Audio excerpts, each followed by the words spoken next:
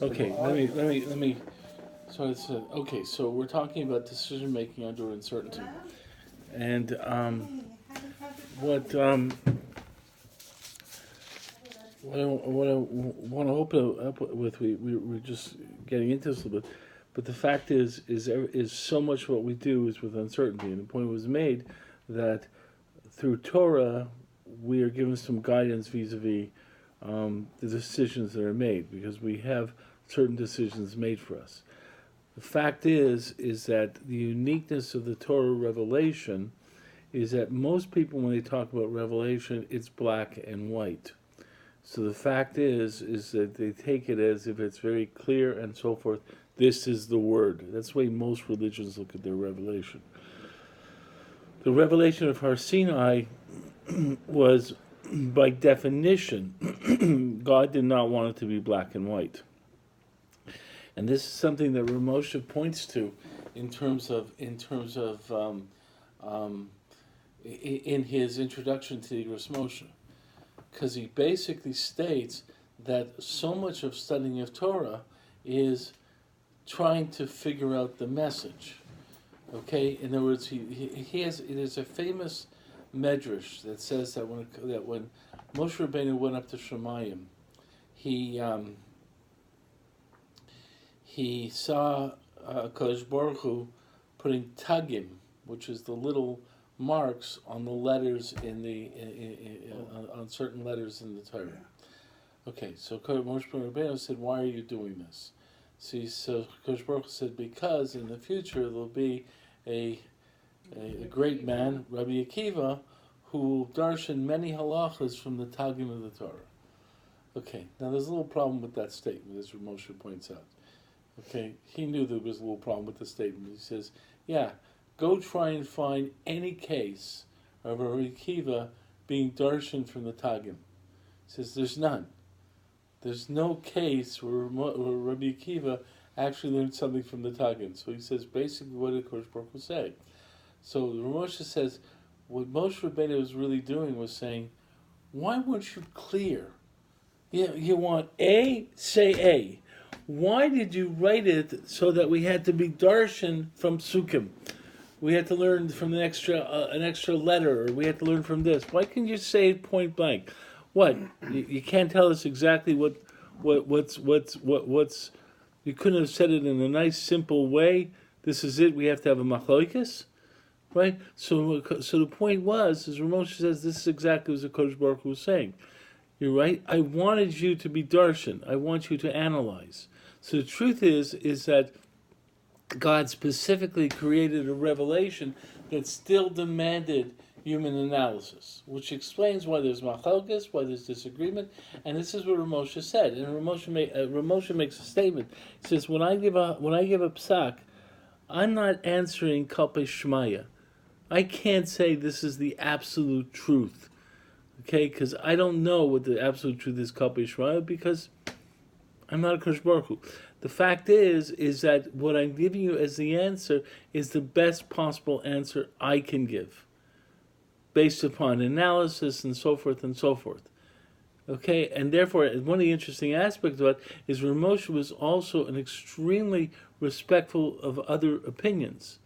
So you'll see in the fact that he has his viewpoint, and he believes his viewpoint is absolutely correct, because that's a conclusion he reached, but he was very respectful of the fact that there were alternative opinions. Okay? Because he knew he was making a decision based upon uncertainty to the best of the human ability. Yeah. Is it possible that in most cases there isn't just one truth? Certain truths are the Serte brought, but that meaning that the truth is related to the situation and the time and the place, and it might be different in a different circumstance. The halacha is always dependent upon the facts and the specific facts, the time, the circumstances. The point is is the halachic theory is what is eternal. So when you have a disagreement in psak, like there's certain disagreement in psak over time, where you can have a psak today, and you can have a different psak that was presented 100 years ago, 150 years ago. Yeah. The argument would be that the theory is absolutely the same. The halachic theory is absolutely the same, but the circumstances have changed. Let me give you an example of that. Okay? Taking a shower on Yontif. Okay? Generally, the argument, the Shulchan Aruch actually states that you can't, except for washing your hand and face, you can't use hot water to wash your whole body on Yontif. Now, the truth is, why is that so? Well, what you're talking about is hot water that was boiled on Yontif. You're allowed to boil water on Yontif the same way you can boil water for a need on Yontif, over a flame that's already existent. But the fact is that the only time you are allowed to do something on Yontif for benefit, which is the heter, where work done on Yontif is different different than on Shabbos, is for oichel. It's called for oichel nefesh, and that's for human. Certain malachas are therefore allowed on Yontif, such as cooking, but that's only if it is a general action by all people. Okay, so it has to be that the general population does this behavior on Yontif. The point was, when they were talking about this issue in terms of years ago, they were talking when they needed to take a shower or something like that, they went to the bathhouse. And they didn't go to the bathhouse every day. They went to the bathhouse once a week or whatever. So in terms of normal behavior on a day, right, people would not generally go to the bathhouse every day. It was something that only happened occasionally. So therefore, the halacha did not allow boiling water to wash your whole body. But now that the general population basically takes showers every day, so there are people, and I'm not talking about just people, I'm talking about big poskim, who basically say that nowadays the halacha is you can take a shower on Yontif. Now the reason for that is because the halachic theory is still the same. It's not changing the halachic theory. It's saying that certain facts have changed, and therefore it's a different conclusion to the facts. But the halacha stays the same. Okay, and there are many cases that both the kula and the chumrah, both stringently and leniently in terms of how halacha connects with facts, and things can change. But you have to understand that's not the same change as, let's say, within, for sure, in terms of the reform movement, which basically generally says the theory is changing, the underlying principles are changing. So therefore, that's a completely different perception, and within halacha, then you have disagreements in terms of understanding the effect upon the facts, but the facts do change. Let me, there are, and then you have disagreements like this. Like, for example, there's always disagreements. Whether you can learn secular subjects or not. So Shimshon Falher said you can. Other people said you can't. But the fact is that some people who said you can't basically said, but given the circumstances in Germany are different, therefore you can. Okay, so the point is that, but the basic point is is that the major argument with, let's say, the Haskalah or the Jewish Reformation was they argued that the underlying values of the halacha changed, or it changes over time. The argument within Torah is that the underlying values do not change. The underlying, you know, if you want to use legal terms, every law is a combination of law and facts. Law does not change within Torah. Facts change, and that's the distinction within it. Or classical distinctions also, like a classical distinction in terms of let's say women's hair covering. Okay, you know, if you look at the spectrum of opinions on women's hair covering, they go from the fact that a single girl should be covering her head, right? Which is and then what is covering your head, or what is the hair thing? So, for example, if you look at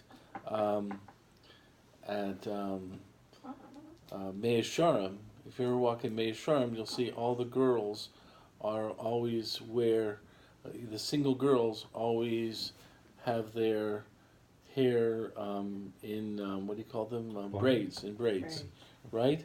Because one of the shitas of hair covering is not just in terms of whether it's covering your hair or whatever, but there's a sheet that holds it's not covering your hair, it's ordering your hair, and therefore braids are enough. There's a whole bunch of ideas on this, okay? But the fact is, you go from the fact that there are shitas that hold that single women have to do something to their hair, to shitas, variety of shitas. Like, for example, the extreme is like my wife does. She always wears her hair covered when she goes out of the house. In the house, she doesn't cover her hair, and a lot of shitas like that. The fact is that what is the difference? So one of the big issues is, what does society do, and is that a factor? So there are poskim who basically say that the theory of the halacha is not dependent upon the societal norm of societal behavior. In other words, therefore, the fact what society does in terms of facts don't matter. And there's other people who say no, that the definition of the proper halacha is still dependent upon what happens in society in this regard. Okay, but there's even a disagreement about that. There's some people say that it's not dependent upon society, other people say it's dependent upon society. Then there's also a disagreement, like, for example, the people who say an unmarried woman doesn't have to cover her hair. There's a whole question, where do they get that from? Because the actual statement of the Gemara is not married women, can't cover. The actual statement is Sarbi Sherva. It just says that hair can't be is an erva, is something that should be covered. In the same statement where it says that a thigh should be covered. So the fact is that applies to single women as well as married women. So there are Meforshim who make a distinction that vis-a-vis single women, if you look at there's no Sekeim on the Torah, say in terms of single women, society matters. In terms of married women, society doesn't matter. Okay, and therefore any single girl who's not covering her hair, in many ways is relying upon the idea that the halacha is a halacha eternally. However, okay, in this case, the facts around matter. Not that the underlying law matters, but the facts that matter. This is just an example of what I'm saying, that you're right, that the decision making in halacha is very is helpful in a certain way. Not just helpful, it's authoritative, but the fact is that the halacha, and this is something many people don't understand, the halacha was not an attempt by God to wipe out human thinking. In other words, Kadosh Baruch Hu created us to be decision makers, and even when He gave us Torah, and therefore in certain ways limited our decision making, He still basically said, Okay, these are rules in terms of your decision making, but you still have to put your mind into Torah, and that's. I'm sorry, my wife. I think because of the baby, she's, you know, Well, yeah. every person has a bechira, and we have a choice, right? Yeah, but Bechira, there's a difference between, that's an interesting thing you're saying in terms of Bechira. There's the individuality that we all have. So Ramosha and most people who are, I mean, the idea is that there's a certain individuality. You look in terms of, let's say, concepts in the Maral, where our individuality yields us to different decision making within certain parameters. You know, it's not like it's not like your subjective perspective, but the fact is that there is a certain perception of your own individual thought in your analysis of halacha. So the point is that your individuality is very much part of your involvement. But in terms of, there's another bechira, which is the bechira between making a right decision and a wrong decision. So bechira there's a bechira between tov and ra. I'm going to do an avera, or I'm going to do an okay thing, right? Which is the decision between right and wrong. But then there's the bechira of individuality, that as you make decisions, right, your own individuality comes out in terms of your perception, and that's usually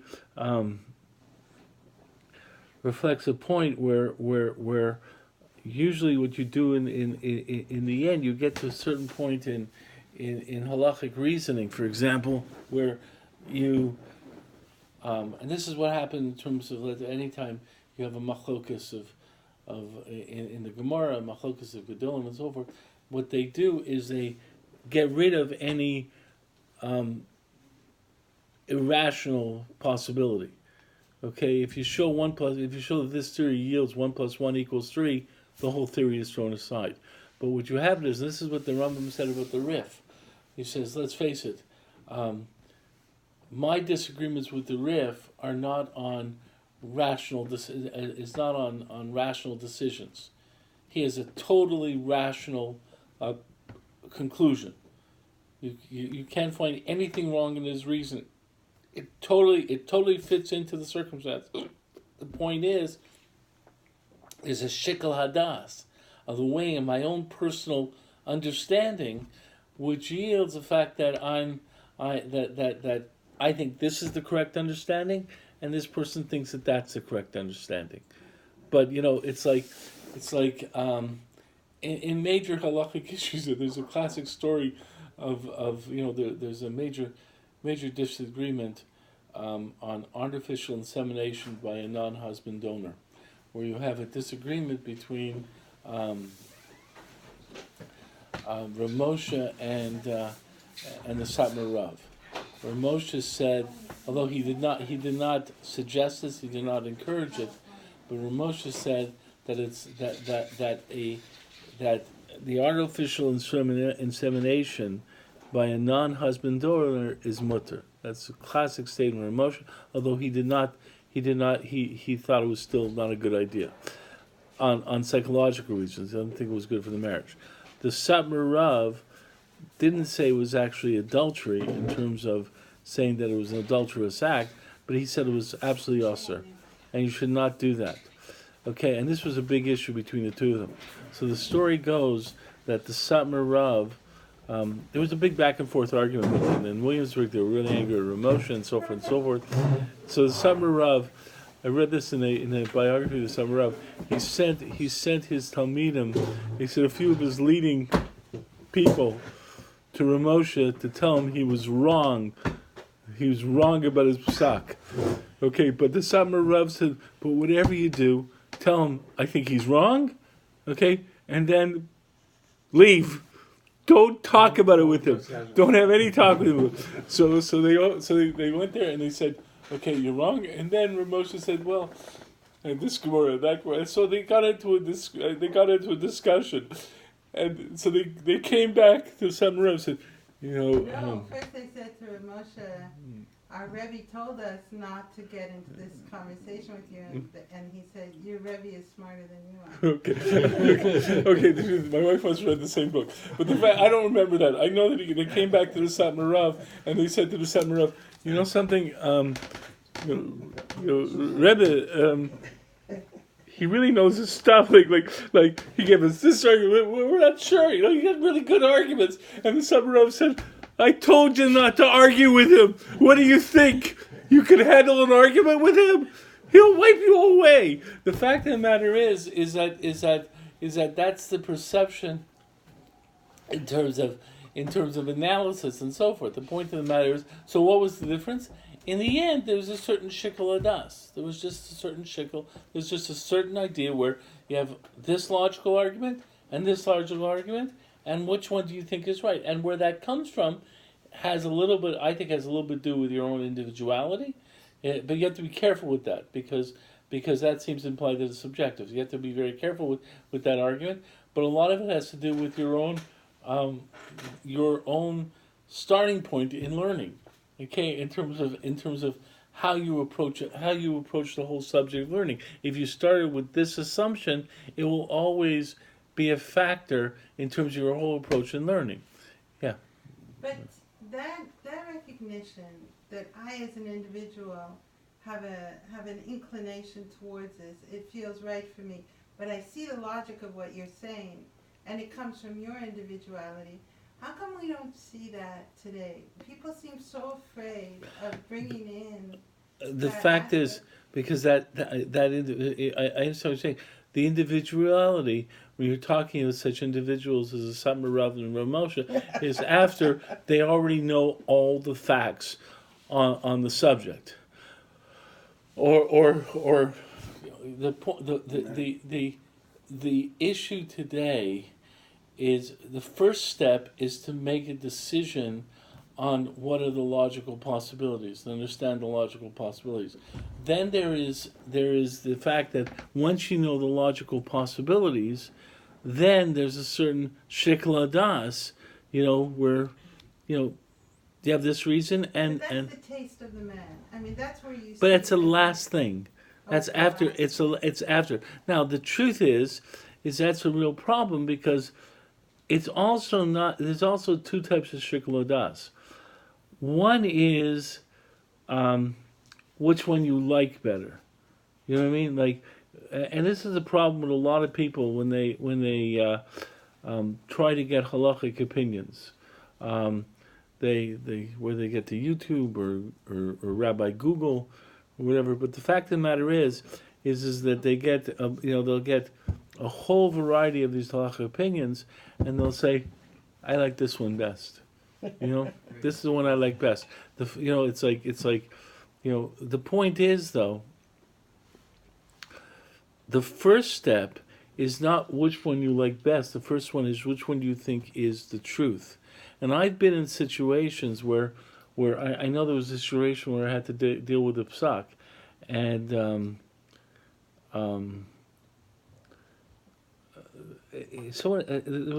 was a certain disagreement. It wasn't really disagreement. It was that this person told me about a psak of another rav, and I said, yeah, that's his psak. I disagree. I mean, I don't disagree with taking away his authority as a rav. He's able to make that decision, but I'm not comfortable. But I can't give that psak. So he said, "What? You don't hold of him as a rabbi?" I said, "Of course I hold of him as a rabbi. This rav, he was a substantial rav." But the point is that the truth is that this person was saying, "I like that psak. I want to follow psak," and in certain ways, I could sit there and say, "Yeah, if I was making a choice of what psak I would like better, I would like that psak also." But the fact is I could not accept the psak in terms of my understanding of the truth. He was able to accept the psak from his own shikla das in terms of what he thought was true. That's now the truth is that that's a different type of shikla das. It's not just simply saying I like or I feel comfortable with that. It's saying I think that is the truth. Yeah. Doesn't shikla ultimately boil down to a set of unstated assumptions that if more work was put in, could be stated explicitly. Um, More facts were. No, so when you create an argument, you have a okay, procedure, but you also have okay. yeah, but your premises, your starting the points. difference, the point is like this. Can Yes. I just hear the end of what Howard, that description, yeah? That's Oh, it. that's I mean, it, that's it. it's like there's two components of you can have a sound argument and a valid argument, and what you want is arguments that's both sound and valid, Yeah. which means that your assumptions are correct and your process is correct. Okay. Wait a sec. Let's understand this. The Shikla Das is not a. It's not an emotional sort of like, this is my feeling of what's right. It's not just instinct. It's your experience. It's from experience it comes to a conclusion. The difference is you can't absolutely prove it to be correct. Okay, But can you at least state it explicitly? you can state it explicitly. Yes, you can state it explicitly. It's not just a feeling. It can be stated explicitly, but the fact is, it's like it's close to an a priori. You can say it explicitly, but the fact is, you can't absolutely prove it. You So if can't. it can be stated explicitly, then maybe it ought to be stated explicitly. Yeah, then people do that. You can't have people doing that. But the fact is that the argument about it cannot be. You can't necessarily disagree with the argument about that because because it can't be proven. In other words, what you're getting down to is that there's an argument. Let me try and find an example. I have a concrete example. I Yes. don't know if this fits in, but so the halacha on Rosh Chodesh Mm-hmm. is that women do not do laundry Mm-hmm. or sewing. Mm-hmm. And in the olden days, the laundry was an extensive process. Right. And sewing also.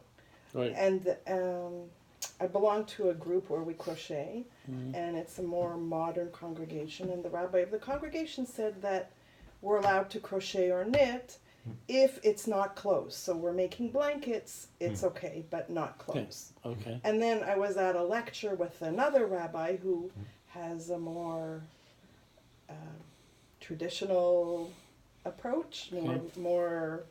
I don't want to call it a left-wing approach, but he's closer to being a Hasidish decision than a modern decision. And he said absolutely no knitting, regardless of what you're making. Okay. So I was at his lecture and I put my crocheting away, but as a Bal's tshuva, my approach has always been to follow the lenient opinion because I didn't have a Masorah that I had to follow.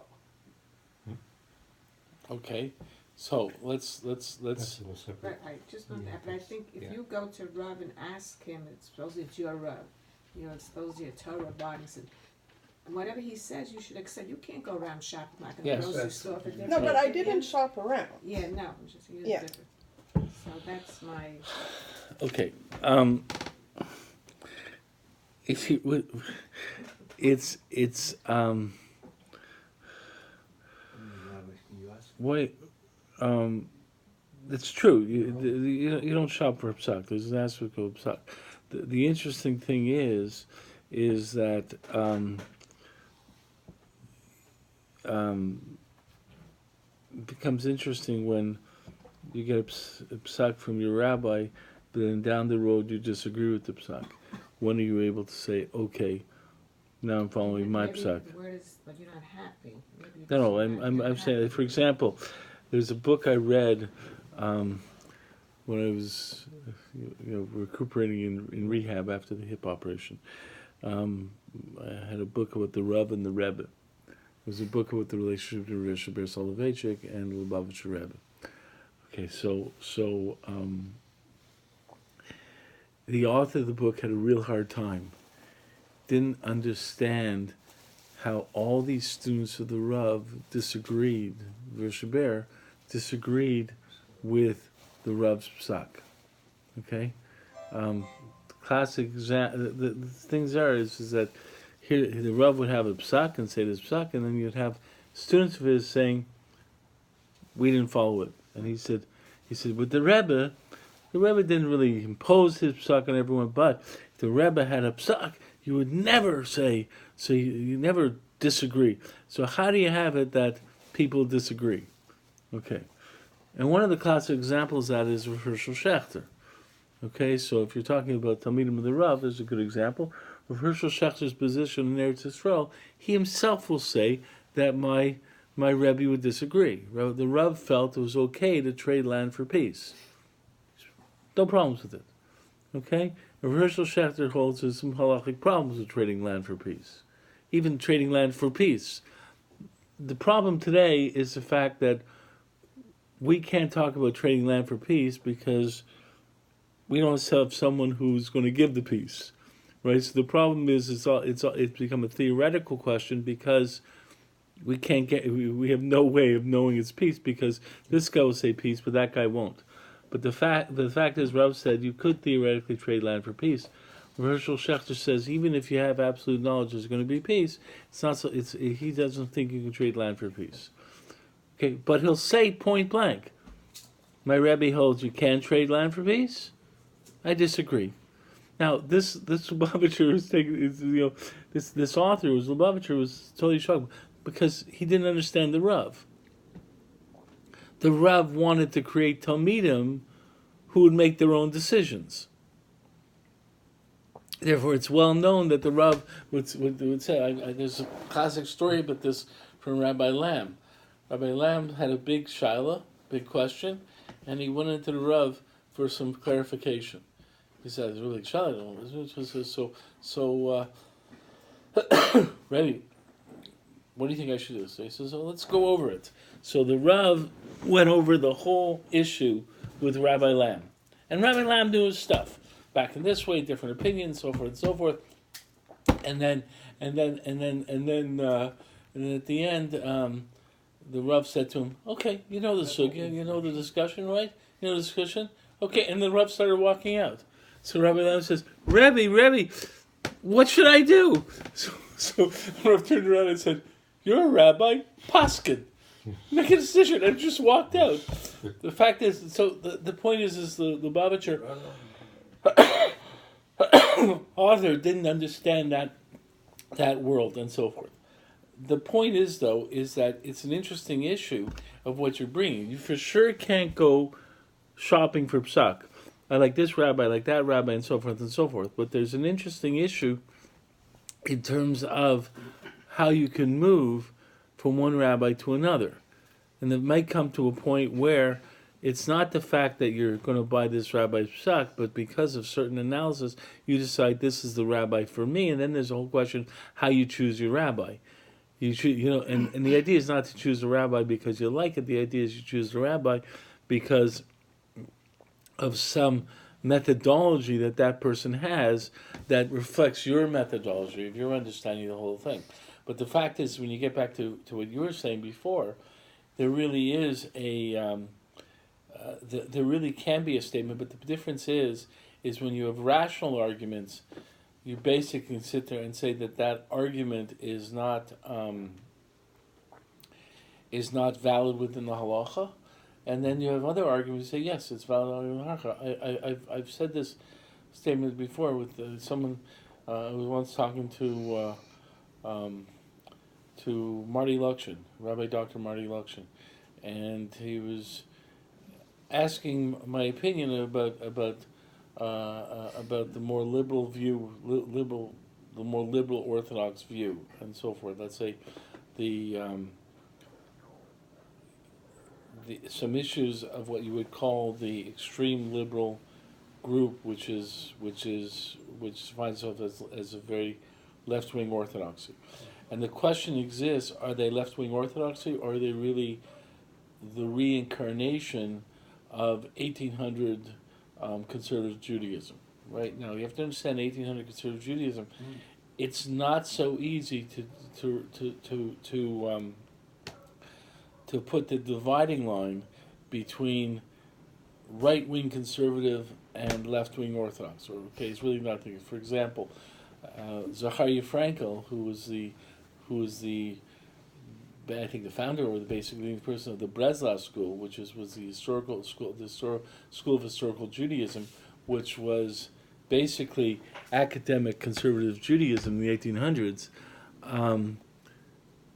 He just walk around in Bekisha. I mean, the fact is, if you would see him today, you would never see him as a conservative Jew, and it's very hard to understand it. But the truth of the matter is it was a real issue of how to write him, how to relate to him.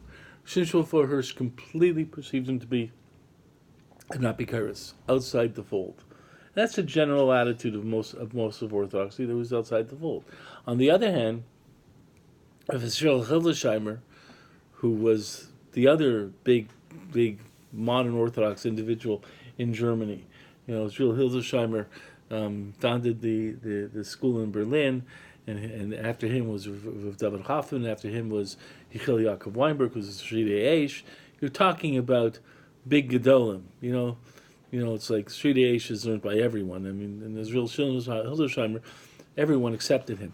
But Israel Hildesheimer, when he wrote a letter to Zachariah Frankel, he wrote a Rabbi Goin of Zachariah Frankel. Okay, so the point is, it's really, really hard to make a clear demarcation between right wing, the conservative, and left wing Orthodoxy. So, but someone was asking me about some attitude or some psak, and I don't want to get into the detail. And I said to Marty, Marty, he was asking me a certain position of a certain rabbi. I said, Marty, that person's halachic argument on this matter, right, it would be considered to be a proper argument from right-wing conservative Judaism of the 1800s, but it's not Orthodox. Okay, and Marty said, okay, you're right. The point of the matter is that halachic arguments to the novice, people can see them as within the pale, but they're not within the pale. But then the pale is very hard to define also. So this argument I'm thinking about, to me, is totally outside the pale, because he doesn't follow the rules of the pale. There are certain rules of assumptions. It's not just you can think about something or so forth. There are certain rules, and therefore certain constructs in the analysis. The point is, though, is that what in this case, the construct that the person is using in that psak, which I'm not going to get into, is to me completely fallible within the system. That's not what the system says it means. Therefore, it's outside the pale. But the point is when you have arguments within the pale, then what you have is arguments that are saying this is a construct that works within the pale, but you can't absolutely prove it. You can just say it has legitimacy, but you can't absolutely prove it, and you can't absolutely tear it down. So what happens is when you start seeing acceptance of opinions, it's not that this is the only opinion, this does fit the facts, but other explanations also fit the facts, and there's nothing within it that says that doesn't fit the facts. These are all aspects of the difficulty of decision making. But okay, what? But isn't there a distinction between, let's say, all the impressionist painters got together and they were talking about this man who called himself an impressionist painter, and they said he shouldn't be calling himself an impressionist painter. He doesn't do this. Yes, that's correct. And those details Absolutely. are known to them because it matters so much. Right. To them, That's exactly it. And the truth is, when I talk, the distinction between the actual poskim and us who sit here and the fact is, you're absolutely correct. The decision making. This has sort of gotten into a certain area of decision making. That the fact is that one of the things we don't recognize is how we make decisions on certain things. Right? The fact of the matter is as you said beforehand, you ask a Rav. Well, how did you choose the Rav you're going to ask? Okay? Especially in a city like Toronto, when there are many, many Rabbanim you can go to. So how did you choose this rabbi versus that rabbi, and so forth?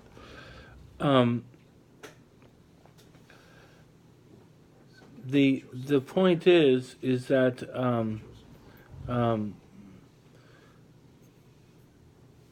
when Pirkei Avos says choose a rabbi, okay, aseh lecha rav, you should make yourself a rabbi, and there are two definitions of that.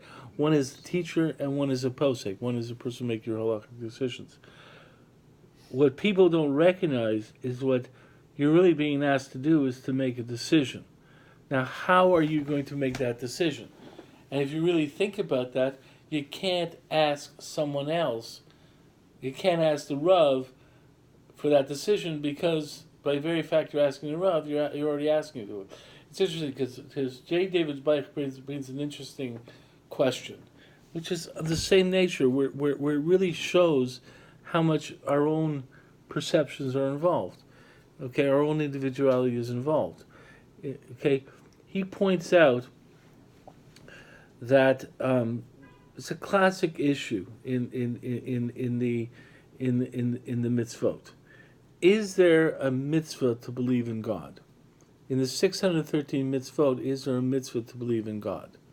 Okay, so the fact is the Rambam does seem to imply that there's a mitzvah to believe in God. Okay, a lot of other Rishonim basically said there's a problem with that. Because what is a mitzvah? What is the real definition of mitzvah? It's not a good deed. Commandment. It's a commandment. No, it's a commandment. I'm not talking that's people make it. We don't talk about 10 commandments. We talk about 10 statements. So the well, no, not necessarily. Not necessarily. It's something that you're commanded, but doesn't have to be a command to do or not do. There might be a command to accept a certain perception, but the point is that to command, you have to have an idea of a commander. Now, the classic question on the Rambam is, can you have a command to accept the commander? Because a command needs a commander, It's an absolute. right? Bootstrap Right? problem. What? The bootstrap problem. Right. So the point is that you can't have a command to accept the commander. So classic people, classic guys say have problems with the Rambam. Says there's the mitzvah to believe in God. What do you mean? The commander is telling you that there's a command to believe in him. Well, you can't have a command unless you already believe in God. That's a classical question. Okay. So the point is that that's an issue, fundamental issue in terms of Jewish thought and so forth. Is it a good thing to believe in God? Yes. Are you supposed to believe in God? But the fact is, that's where Judaism, in many ways, is different than other religions. Because other religions talk about belief with a certainty. In the sense that when they talk about belief, like Christianity or Islam, if you don't have the certain belief, doubt is a problem. Right? If you don't believe in Jesus, you're going to hell. Right? Because there's a perception. You have to have this thing. The point is, in halacha, there is an idea of belief and so forth and so forth. But in terms of a mitzvah, you don't have a command. So J. David Blake brings up another interesting point. There's another problem with he finds another issue in terms of the command. Okay, so the point is, you're at Har Sinai, right? Now at Har Sinai, there's no doubt that you're getting a command from God. That's the one thing that stands out from Har Sinai. That's the one point in time where there's absolute certainty of this command, of God's commands. This is exemplified, by the way, it's an interesting question. Rav Yaakov Weinberg always has this classical problem. He says, how was Korach possible? Korach basically seems to imply there's a problem with Moshe Rabbeinu and so forth and so forth. And the fact is, Rav Yaakov says, the Rambam specifically states that if you're at Har Sinai, you never have a question about what was given Har Sinai. Because it was absolute. Everyone knew it with certainty. So how could Korach have a problem later? Therefore, there's different approaches to try and explain what Korach's problem was, but it couldn't be any questioning about Har Sinai. Har Sinai was a given fact. It was certain information. There's the one case where we have certainty. Okay. So then, you have this certainty that God gave you this command to do this. Okay, great. Okay. The other person who was absolutely certain about God giving a command was Adam Arisha. He had no question about it. God said not to do this. Okay. Chava didn't have that same information. Okay, but the fact is didn't have the same. Could possibly not have had the same certainty because she didn't hear the command directly from God, but Adam had, and for sure at Har Sinai he knew the command. Okay, so here's the command: you're not supposed to eat pork. Okay, so why don't you eat pork? Because God commanded you not to eat pork, right? Okay, so here comes the next question. Okay, what? What happens if you don't believe in God? No, that's not a question at Sinai. At Sinai, there's not a question, right? Right, that's Sinai, right? So the question's like this. Another meat. No, I'm talking about this thing God said don't eat pork, okay? So the point is, okay, so God said don't eat pork. But why do I have to listen to God? Oh,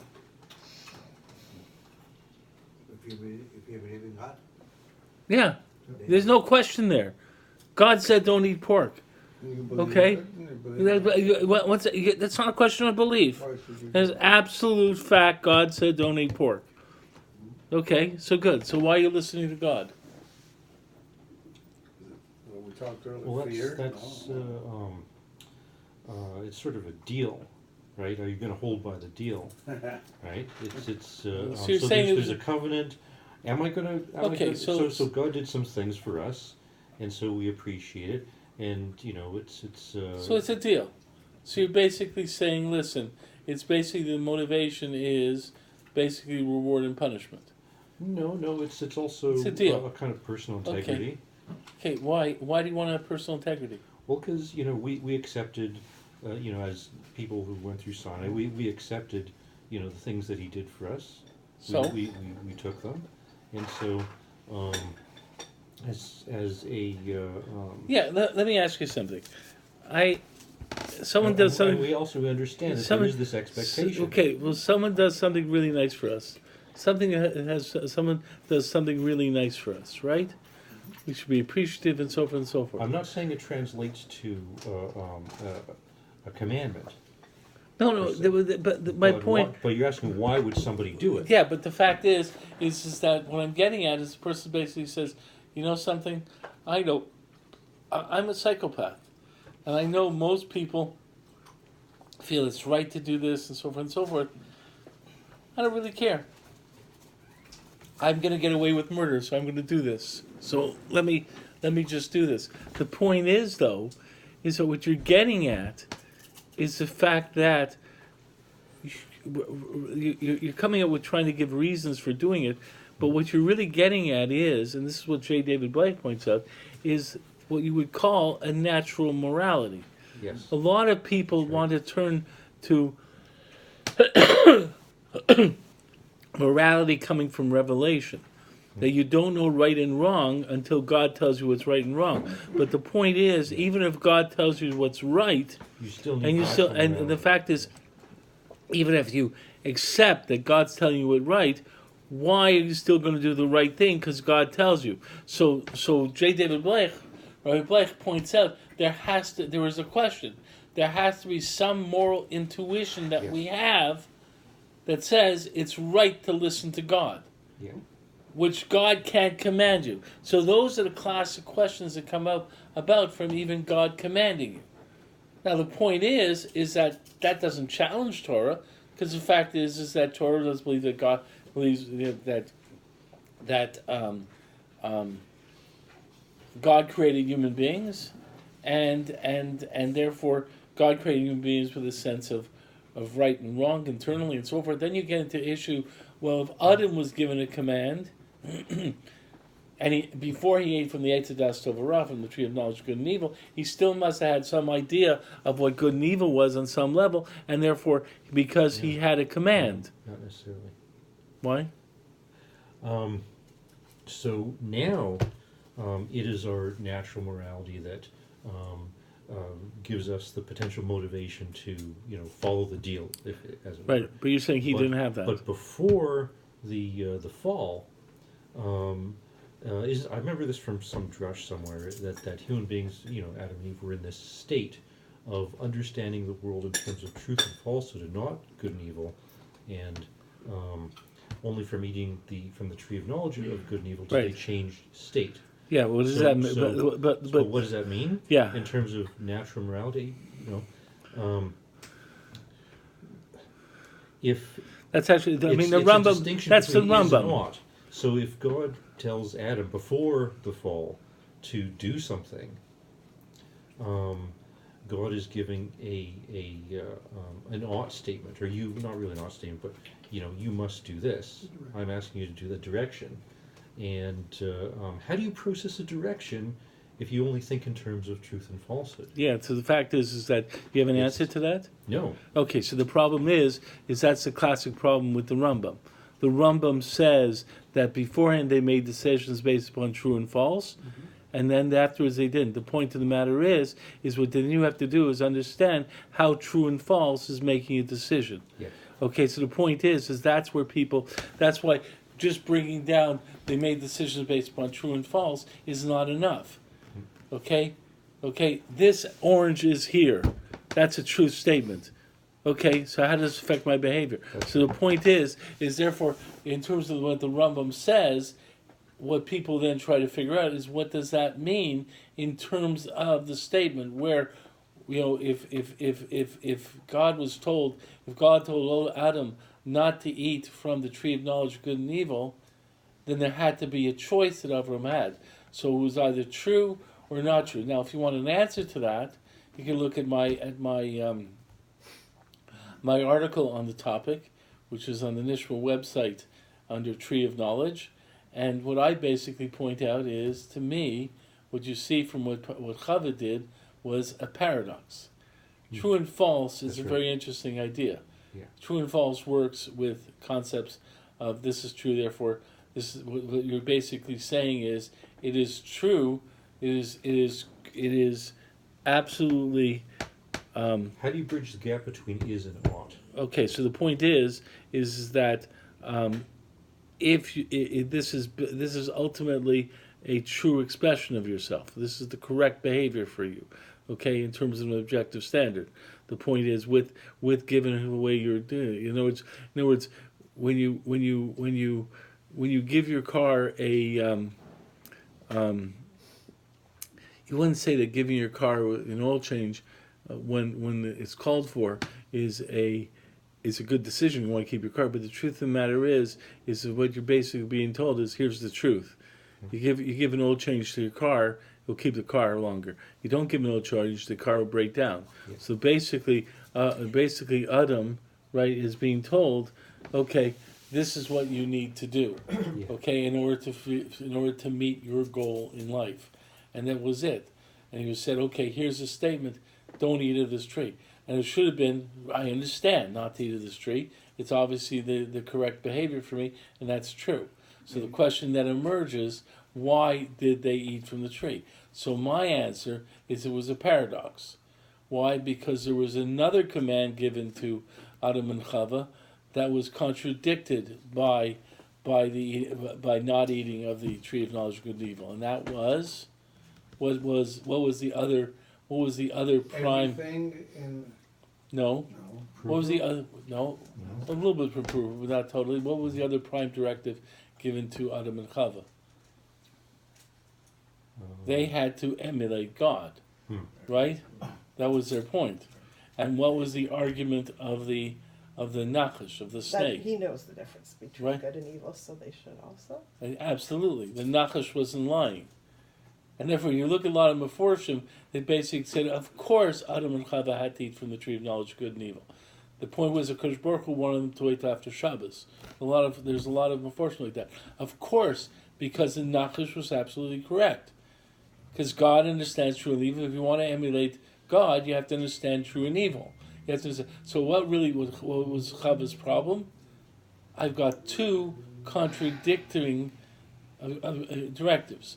On one hand, I am supposed to emulate God, and the behavior that's calling for would be to eat from the tree of knowledge of good and evil. On the other hand, God said not to eat from it. I have no idea what to do. But it was not what you would call a moral dilemma of good and evil. It was a dilemma of what's the truth.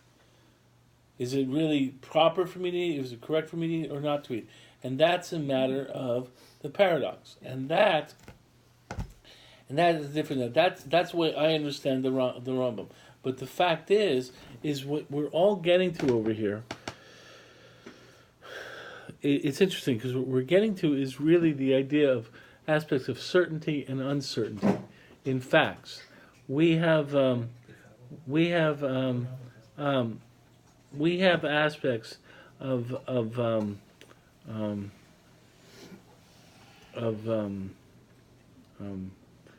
we live in a world which is basically we live with a lot of uncertainty, and therefore our decision making has to include this aspect of uncertainty. What we've gone back to is situations where the facts are much more certain, but the fact is it shows the complexity of decision making in any event, because the fact is that God, in a certain way, wants us to be decision makers. And why does God want us to be decision makers? Because, what did I just say? Image of God. Because we're supposed to emulate God. And what is God? And the fact of the matter is God is ultimately a person who makes his own decisions, not just decision, makes his own decisions. And that, by the way, is one of the issues in terms of the Torah perspective. If you think that good and evil is basically God is black and white and says this is what you are to do, and good and evil is either listening to God black and white or not, then God basically has taken away that viewpoint, has taken away your decision making. The truth is, what God has really called for is for you to maintain Agency. your world of decision making within the parameters set by God. Okay, so the point is God specifically gave over a world and gave over a halachic system that does not challenge you as an emulator of God to be someone who makes decisions. And therefore you see, in terms of Jewish thinkers, they are, poskim and so forth, they are involved in decision making.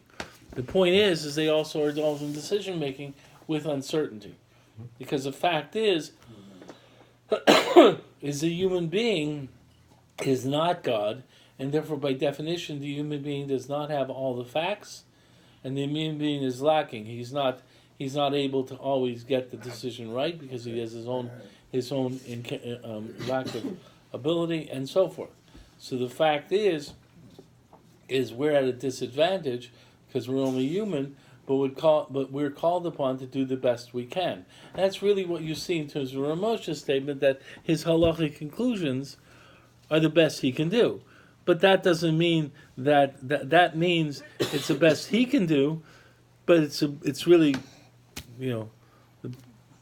pretty high level and so forth. We, in terms of making decisions, have to do the best we can do. Sometimes the best we can do is we have to go through how we choose the person who we think has to make the decision. Okay? What happens when we're in a situation where I can't consult the posek? How do I make the best decision I can make? But the fact is that involves a lot of understanding uncertainty. Yeah. Who came the closest to making a right decision? Who came the closest to being godly? I think a lot of people came close to being godly. I think a lot of people came close to being godly. You mean a prostate? No, like Moshe Rabbeinu, was Moshe Rabbeinu the closest to being godly and making right? Like you said, we can't make, there's a lack of assuredness in our decision making, right? Right? Because we're human, we're not God. So I think Avram Avinu made. The truth is that it gets into the difficulty that we think decisions are sometimes black and white, totally good or totally bad. Yaakov Avinu's decision of what he did with Esav, which was a very, very, very difficult decision. it was a very difficult decision. The decision had a negative consequence to it. Okay, it still threw off. It still had a negative consequence on Esav, and when Esav yelled out and he was upset with it, Yaakov was held responsible for causing pain to Esav. The point is, a lot of us think that a good decision is 100% good. The truth of the matter is, in many cases, our decisions are Balance out one way or another. well, they don't totally balance out. But the fact is we recognize that not everything that we find ourselves in is totally black and white, one way or the other. One of the classic examples of this is that if your father passes away and leaves you a good inheritance, right? The halacha calls upon you to make 2 brachas. Okay, you know what the 2 brachas are? On the death of the parent, you make the bracha of Dayan Ha'emet, Yes. right? Death of a person, so forth. On the other hand, for the Yerusha, if it actually is only one person inheriting, then you have the question of whether the person should say Shechianu. If the person is inheriting with another person, then when 2 people benefit, you say a tova meitiv. Now, when you go into, they're going to hear this on this tape now, but you go into a shir and say, your parent dies, you're supposed to say a tova meitiv because you get a good inheritance. People look at it and say, "Are you crazy?" Well, of course, just like Yaakov Avinu, his decision was the right decision. Okay, and the fact that Esav was negatively affected by it did not change Yaakov's decision, right? Rivka was correct. Which decision do you mean? Which Decision of faking out Yitzchak to get the bracha, and Yitzchak agreed with him in the end. When Yitzchak says "Gam Baruch Tia," he understood what happened, and he said, "Okay, yeah, Yaakov, good thing you did the right thing." Right? And basically, But you have to know so much. yes, you do have to know so much. The point of the matter is Yaakov, there was still a negative consequence. The truth of the matter is when the halacha says you say a tova meitiv on the death of a parent because because of the inheritance, it is not supposed to say. It's not even supposed to cover your mind. Obviously, there's a much greater thing. But the truth is you see the full spectrum of consequences. The truth is that's also part of it. It's also part of the seeing of reality. And the truth is that it's a very eye-opening thing, and that really wasn't what you were saying. But the truth is, when you make decisions, the reason I brought up Yaakov is Yaakov knew his decision was not going to be all fun and games. There was going to be a negative consequence, but he had to take that behavior. It's like In his mind, the pros outweighed the cons. right, and that was it, and he was correct. So the truth is, when you make decisions, that's an example of a correct decision. Avraham Avinu's decision was a correct decision. In the Torah, is it correct to say that there are 3 different types of decision making? One is through directly from God. One is through Ruach HaKodesh, not a direct one, but Ruach HaKodesh. And the third one is independent from God. Yitzchak's decision was independent. It's not. It's not so simple to say it's independent. There's an aspect of God giving you information and applying the information.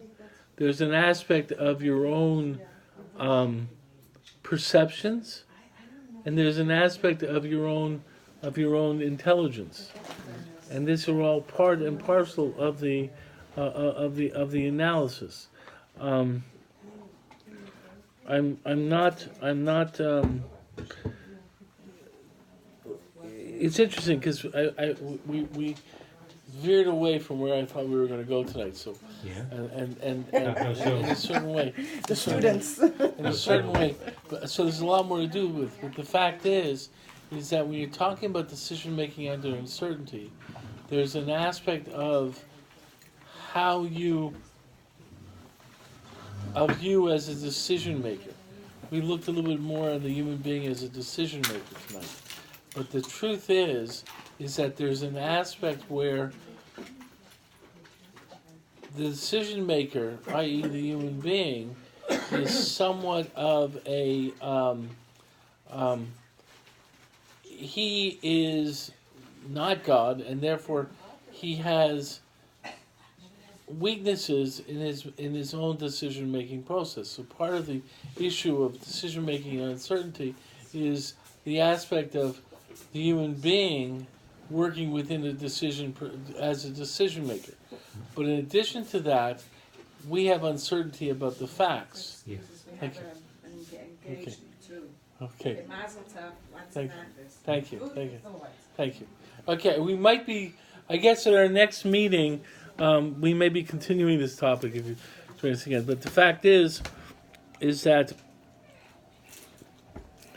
there's an aspect where in a certain way we dealt much more with the human being as a decision-making being, and I didn't really focus on the uncertainty in reality that we have to deal with. We operate with a limited amount of information, Right, but the fact is, and with Of that, the we need decision tools. making should be based, must there always be facts that are part of your decision making? What part is based on things other than facts? And how do you know that the facts are correct and you have, see somebody has different facts? What were you thinking besides facts when you said there's other things? Well, of course, Something, a feeling. You meet someone and you, like I was talking on the way this morning, you meet someone and you have a brief encounter and you say, I have a gut feeling that's a good person. yeah. Yeah, you don't even. Okay, you see, But you could be wrong. Yeah, okay. Yes. well, if you've had experience, that can come from your experience. yes, but you could still it's be wrong. trained by You could experience, still be But wrong. the probability But the of fact being is, you wrong yes, gets less the more okay. experience So you have. that's not okay. That's not the Which I wanted to bring What? up probability. okay.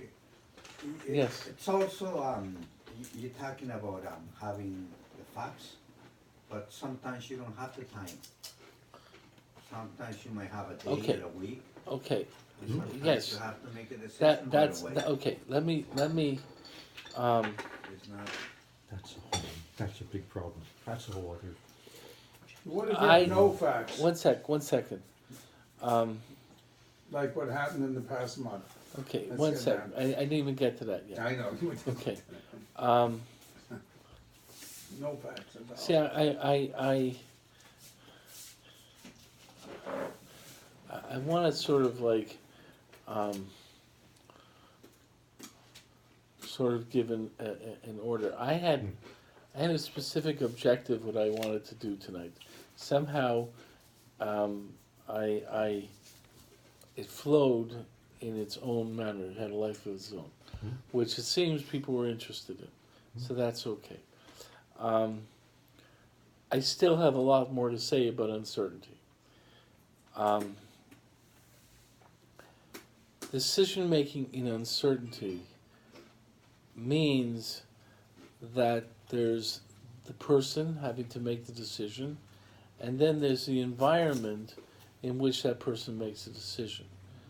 And the more we have information about that environment, and then you have all the questions of how you gain that information, okay?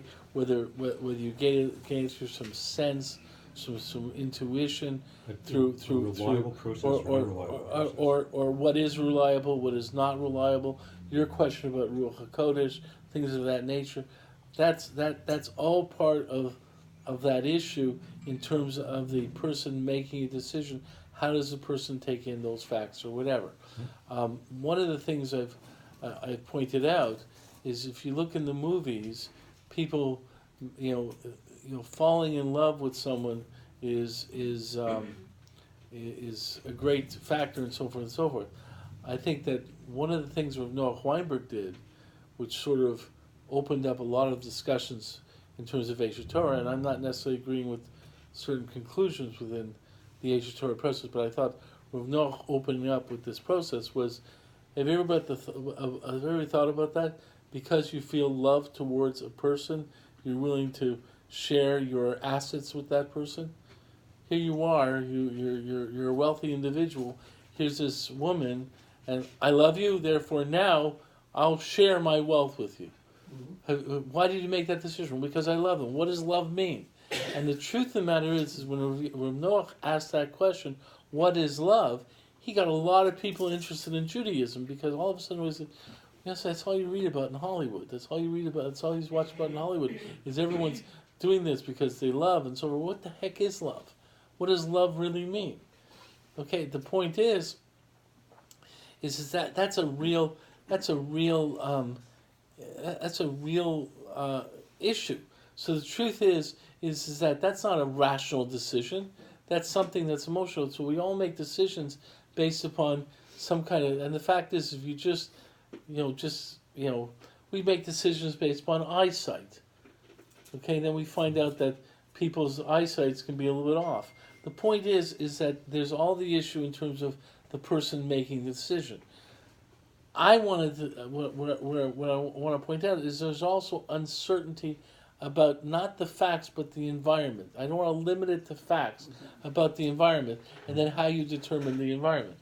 The point is where we went tonight is, in a certain way, we talked about the relationship of Torah to the human being as a decision maker, because in many ways Torah does impose itself upon the human being as a decision maker. You are not just making a decision, it's like God is assisting you, as the woman said, that God is assisting you with the decision. Okay? God is informing you of a decision. Okay? Here's the decision. Okay? My decision is when the Sabbath comes around, you're not supposed to work. Okay? And then the question is, am I going to listen to God or not? When we talked about that, why do you listen to God? Why you don't listen to God? But the point of the matter is that we got sort of into the fact that the human being as a decision maker is being affected by God intervening in the decision. Now, most people who accept revelation, basically what they're doing is they're turning away from being a decision maker. Like Rabbi Skobach points out, as one of the leading anti-missionaries in the world, that when he speaks to many people and he gives them arguments against the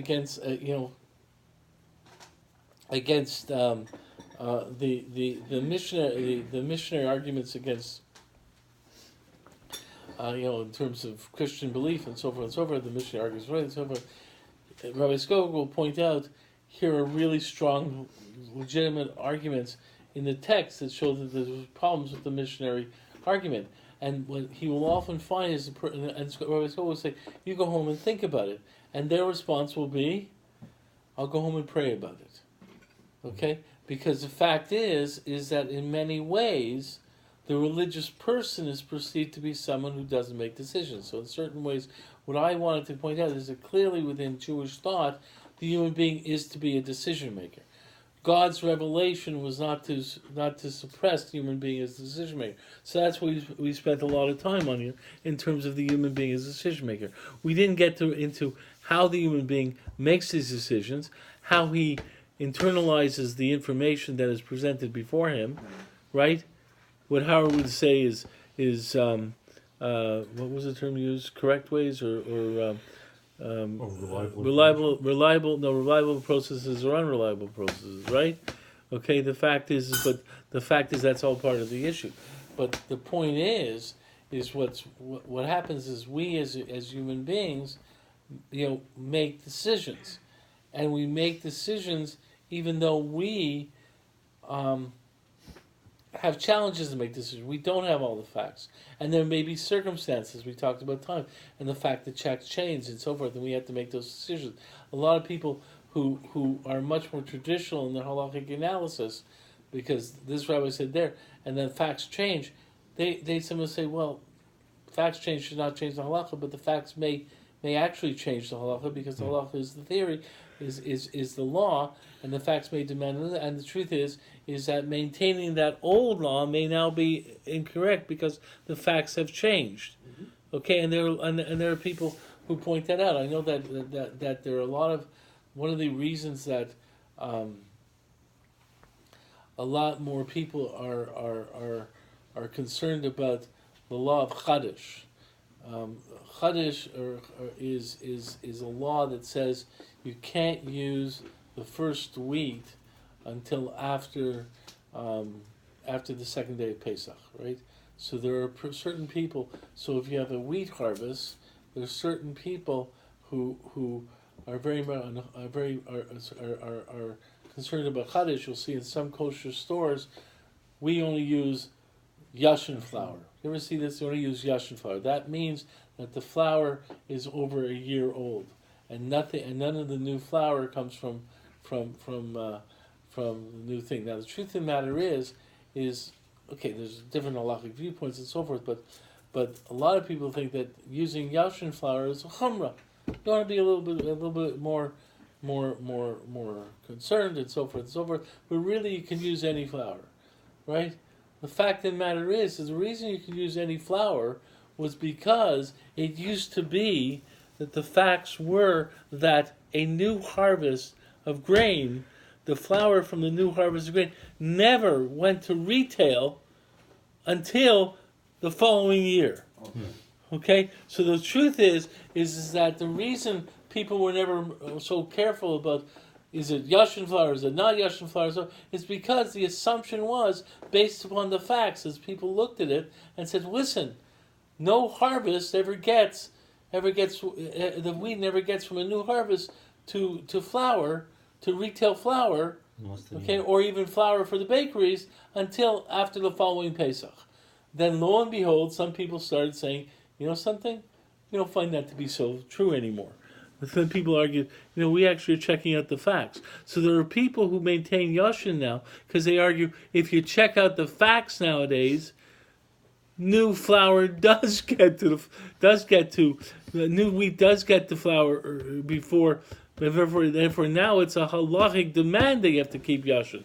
Okay, so the point is that changes things. Now I use examples which are more lenient. This is an example that's much more stringent. That the fact is, it's no longer just a stringency of to look for flour that's old, but it's that's the actual halacha to an extent. Okay, I'm not getting into the whole issue of this issue, but the point of the matter is facts change, and how the law applies to the facts change. But the fact is, we got into that argument, but we got into these issues because we're showing the depth that's involved in decision making. And really what we talked about is the very fact that God has a voice. She said before, God has a voice, but his voice is not absolute within the halachic perception. He sits there and says, I'm trying to advise you in decision making, but I'm not trying to take away you as a decision maker. Okay? Although in that regard, you're able also to have individuals possibly make mistaken decisions. The reason a lot of people go with decision with much more adamant statements you have to follow. This is the law and so forth. Is for two reasons. First of all, because with the Jewish Reformation, which we touched upon, you started having arguments which really were outside the pale that were presented as within the pale, and really that dividing line of the pale wasn't so clear. So you had further issues: is it within the pale, without the pale, whatever? And therefore you had a lot of issues, and that's it. So the truth of the matter is, one of the responses that we don't understand this aspect of working with the facts and the law and so forth, it's because of the advent of Reform Judaism, because Reform Judaism started saying the actual legal theory changed, and therefore people responded by saying, hey, we can't explain, it's much more difficult to explain what the difference is between the legal theory and acceptable legal theory and not acceptable legal theory, therefore we'll just say any change is no good. But the point is is that all gets into the human being as a decision maker. What also is part of it though is the fact that there's uncertainty out there in the world in certain ways, because that really points to the human being as a decision maker, but in certain ways that also complicates the decision making, and there's a lot of reasons for uncertainty. One is that you may not have all the time to get all the facts. Right? One is that no human being can get all the facts. One is that with the facts you still may have the possibility of 3 logical or 6 logical possibilities, all to be respected. Things change too, like politics. Yeah. The fact is that, but what that really means in terms of things changing is that how we look at the facts can change, because the facts don't necessarily point to one conclusion. But the truth is there's a lot of aspects about uncertainty. So But if you have someone, if you see someone, a stranger, who's in an accident, so you want to help them as much as you can to find their way to some sort of aid. But if it's someone that you know or someone that you care about, then your search for facts are going to be different. You're going to be a lot more intense about trying to gather as much information to help this person, not because you want to help the other person also, but there's some drive within you. I remember once, you and Rabbi Skobach, we were all together with other people for a meal, and there was a fire. One of the candles, or the candle holder, ironically, caught fire. And you and Mike were so anxious about doing the right thing, figuring out how to put out the fire on Yom Tov or Shabbos, whatever it was. And you actually, there was actually a palpable anxiety, both of you. yes. Everyone else was The clock anxious is ticking. about not having a fire. Pardon? Well, the clock is ticking, so you know there's a certain amount of time you have to figure out a solution. All of that No, anxiety. Yeah, they yeah. had more facts. And what I'm saying was there was a feeling that you had a relationship with halacha, or you had a relationship with the circumstance that was on a higher level. Like taking care of someone And the who- fact is, but what you're saying is, I had another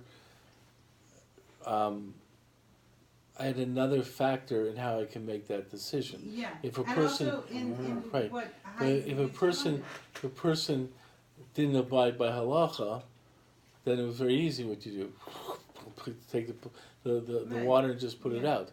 The fact is that abiding by halacha, I had to figure. But that's another consideration. But that's where that's where I sort of like veered away here today, in the sense that I went right away, because of some comments and so forth, into the halacha's role in our decision making, which has to be understood that the halacha is not absolute, but actually wants to maintain some aspect of your decision making while veering it in a certain way.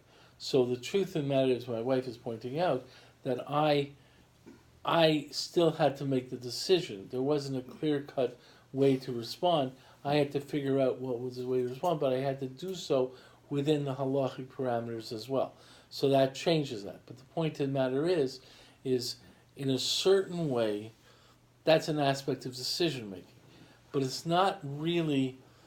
It's I'm really saying that your yes, uncertainty was greater in some ways, because even of though you had more because facts. because and Because that's you had that anxiety, you wanted so no badly. because the halacha speaks in a way that doesn't want to put out the individual power of decision making. In other words, what I was saying before about most understanding of Revelation is that Revelation is black and white. God said, God's revelation was inherently unclear in order to maintain the human being's involvement in the decision. But the involvement in the decision is much more complex because you have another factor, God's voice. So for another person who's saying, how do I put out this fire in the best possible way at the least damage and so forth, I have those concerns as well, but I also have a concern that I also have to keep Shabbos. So the point is is that becomes another factor. But the fact is that that decision, it's still, I have to apply the theories like anyone else applies those theories, and that's what's unique about the halachic system. But what I'm trying to say is tonight, what we did is we focused a little bit more on how halacha halacha did not try to take away the decision making possibility of the human being. Okay, therefore it actually complicated it. But at the same point in time, I didn't really get into the aspect of the uncertainty of the decision making, because the uncertainty of decision making is how you deal with information, how much information do you have, how can you evaluate information, and so forth. So, for example, a lot of it has to do, and this is where you come up with probability, is a lot of the decision making has a lot to do with the probability of the effect of your decisions. So, for example, if you say beyond a reasonable doubt in making a decision in a criminal case, or let's use a halachic example, 2 eyewitnesses. If you state that you need 2 eyewitnesses, what you're saying is that, listen, I don't know for certainty. Now, it's quite possible by applying the standard of 2 eyewitnesses to convict someone who actually did the crime may get away with it. Right? Okay? And it's also possible with 2 eyewitnesses that the guy now, on the other hand, with 2 eyewitnesses, there's more of a chance that you really know that the guy who did it was really guilty, although there's still the possibility of collusion between those 2 eyewitnesses, so an innocent person can still be convicted. What you're really saying is between the choice of punishing an innocent person and convicting a guilty punishing an innocent person or releasing a guilty person, what you're willing to do is say, listen, balance of probability, I'm willing to live with with freeing a guilty person more than convicting an innocent person. But when the guilty person is 1,000 a terrorist. Okay, so now Stephen's now bringing up another issue, and what Stephen's bringing up as another issue is the fact, but then there's a possibility of a crazy circumstance like that. So the point is, though, in a certain way, there may be a situation where freeing that the concern for freeing the guilty person might be more of a concern. So what do you do in that case? Those are really the solid questions of decision making under uncertainty. In many ways, with the rules that we apply with decision making uncertainty, we're trying to decide which consequence we're willing to live with. Mm-hmm. And the answer often is, and then what do you do when the consequence should go the other way around? So you sit there and say, here's a guy who's going to get off because our rules are such that we want to be more concerned about not punishing the innocent, but here's a guy, but in this case over here, maybe we should be more concerned about freeing the guilty. Those are part of the issues that come with uncertainty. And the truth is I guess that's what we're going to deal with next time. Okay, in the next Chabarah.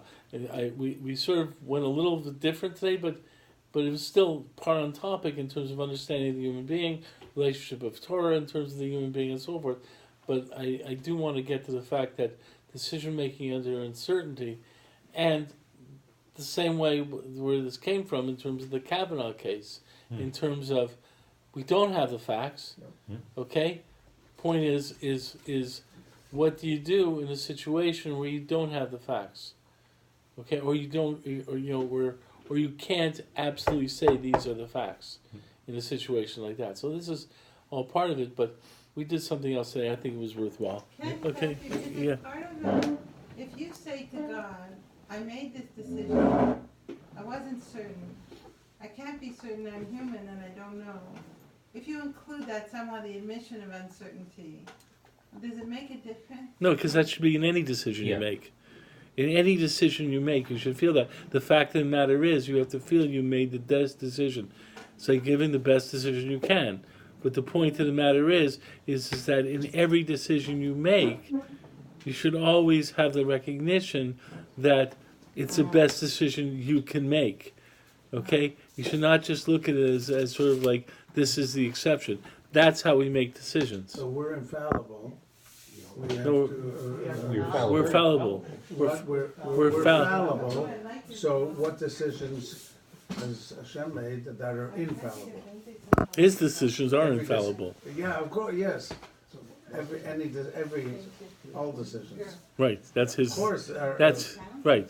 But we have to accept that our fallibility, it has to be to the best we can be. Rabbi, Okay? how did you put it? Yes. Okay. The fact is, in that situation, what you can do is you take the object that was on fire. What we did is we put it into the sink, surrounded by water. Okay, or there was water around and so forth, and we let the fire go to the water. Okay, okay. So the truth is, If you're not putting yourself in danger. yeah, the truth of the matter is, if there was a life-threatening situation, you take the water and pour it out. But the fact is, in that situation, right, there could be, in other words, even in that situation, what you're concerned about is the fire eventually setting Growing. fire to the house. And then it's Then you can be concerned about that. So the fact is, I can take the candelabra, which is an issue of muksa, but the point is muksa drama. The fact is, and put it into a situation. I remember Nate, did I actually move I moved the candelabra, I think, to the sink and had water around. How did you do that? That very carefully. But yeah, very carefully. But if I remember, I don't remember how we did it. But I mean the water around. Where you're Through the not tap, directly. no, we had the water in we plugged the sink. We put the water around, and then we put the candelabra around there. Okay. I thought the halacha was with respect to property, that if it's only property, Can't you can't. Even Yeah, if but it's that's the whole point. The fact is setting fire to a house. It's not just property. there's the risk of it spreading and It's injuring risk people. and killing people. The fact of the matter is that And Benji gave you back property is not that that answer. white desk. Okay, Great. you know what I'm saying? It's not. You can't put out fire for property to say property. But the point is that allowing it's fire. likely to spread. Yeah, I mean, how often is it? You have to just understand the property? halachic definitions are much more inclusive than other definitions. Puch nefesh and so forth. Okay, so Thank you. thank you. Thank you.